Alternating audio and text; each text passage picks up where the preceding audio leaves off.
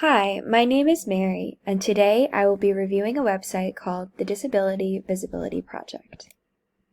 The Disability Visibility Project is an online resource center created by Alice Wong that offers a variety of content about disabled populations.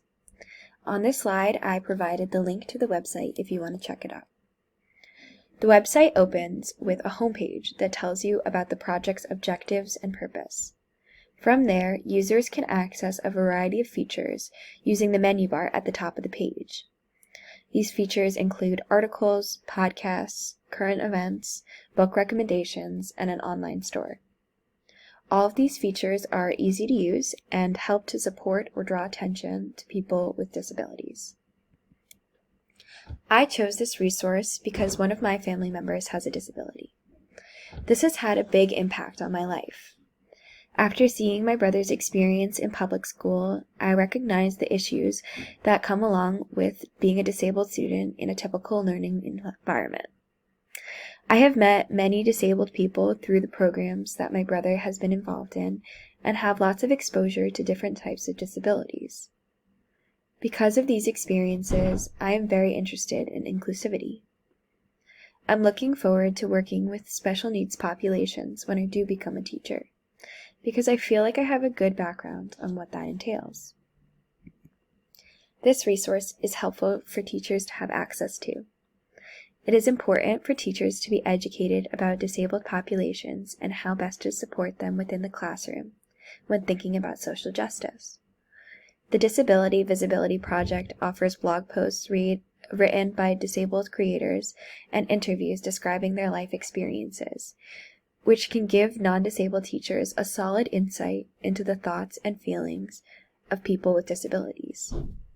The current events portion of the site can also help teachers stay up to date with the most recent news surrounding disabilities and can help them remain well informed. Teachers have a responsibility to their students to provide information that is up to date and accurate. Using this resource can ensure that when teachers talk about disabilities, they do so in a professional and respectful manner. The Disability Visibility Project is also a great resource for students to have access to. Teachers can instruct students to explore this website and get immersed in the media options available on each page to incorporate an element of social justice and inclusion in their lessons. Teachers who prioritize educating their students about marginalized groups are more likely to create inclusive learning environments. This type of education is really important for students to receive because getting exposed to people who may be different from oneself in a positive and educational manner helps to create a more accepting generation. Additionally, students who do have disabilities may benefit from using this site because they may feel celebrated and seen within their classroom. The Disability Visibility Project is an extremely uplifting website as it shines light on the accomplishments of the disability community. One of the highlights of this resource is the quantity of content that is available. The website has dozens of interviews, 100 podcast episodes, and plenty of book recommendations. Another highlight of this website is the fact that it applies to intersectionality. The ADA 30 in Color page focuses on the work of disabled, Black, Indigenous, and POC authors.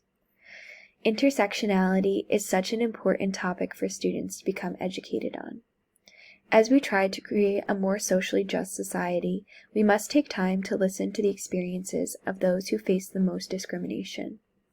Members of multiple marginalized communities tend to be ignored or placed at higher risk. So having a portion of this website dedicated solely to the underrepresented populations is one of my favorite parts of the Disability Visibility Project. Here I have a video from the website. What my life would have looked like if I didn't have access to accommodations for all the jobs that I worked in the past. This video is talking about one author's experience with the ADA 30 in Color, and as you can see, there isn't a sign language interpreter to provide more accessibility. What my life would have One of the pitfalls of this resource is that a lot of the content is written at a higher reading level. Here I have included an example of one of the interviews that is on the website. The books, articles, and interviews may be too difficult for elementary school students to read and fully understand. Some of the terminology and vocabulary is beyond what students under the age of 10 can fully grasp. I think that this resource is better suited to middle school and high school students, and of course, for teachers. However, there are still features of the website that are suitable for elementary students, like the page entitled Disability Visibility Anthology for Young People. Having this site as a technological source is very helpful and actually promotes inclusivity. Students who are visually impaired will be able to expand the size of each page on this website to make it easier to read. For students who struggle with issues like dyslexia, there are many audio features, including podcasts and SoundCloud links for every interview, so that they can listen instead of reading. Deaf students can also enjoy watching these videos on the site because many are narrated with the help of sign language interpreters, like the previous example that I showed. Having all of these features on one technological application is so helpful for people with disabilities because it is easy to access. It may be hard for certain disabled people that lack mobility or good transportation options to find a sense of community. With a site like this one, accessibility is granted to everyone. Along with the website, the creator of the Disability Visibility Project, Alice Wong, also runs different social media platforms. Like I have listed here, there is a Twitter site, an Instagram, and a Facebook page that has more of the podcast available. These social media platforms give people with disabilities an outlet for open communication with one another. I think that it's very important for teachers to be well educated on how to provide proper assistance to disabled students. It is crucial that teachers know how to make these students feel accepted and comfortable within their classroom. The last thing that we as educators would want is to make disabled students feel like outcasts, or that they're being judged for simply existing as they are. In my opinion, the Disability Visibility Project is a great website for both teachers and students to utilize. I think that this website is definitely one that more educators should be aware of and that I plan on using in the future. Some questions that I have for the class are the following. How do you plan to incorporate disability studies into your future teaching practices? How do you think that reading content from this website regularly is a good way to stay informed?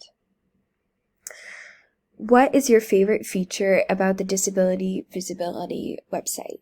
I've already listed a few of mine. I'm wondering if yours are similar or if they're different. And I'd love for you to look more into this website and get a really good grasp of what it's trying to promote. I hope you enjoyed this presentation and I thank you for your time. These are the resources that I cited, and if you want more information, you can check them out.